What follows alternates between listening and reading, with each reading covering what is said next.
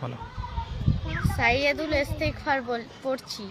আল্লাহুম্মা আনতা রব্বি লা ইলাহা ইল্লা আনতা খলাকতানি ওয়া আনা আবদুকা ওয়া আনা আলা আহাদিকা ওয়া আদিকা মাস্তাতু আউযু বিকা মিন শাররি মা সনাতু আবু লাকা বিনিমাতিকা আলাইয়া ওয়া আবু বিজামবি ফাগফিরলি ফা ইন্নাহু লা ইয়াগফিরু যুনুবা ইল্লা আনতা। আরেকবার পড়ো।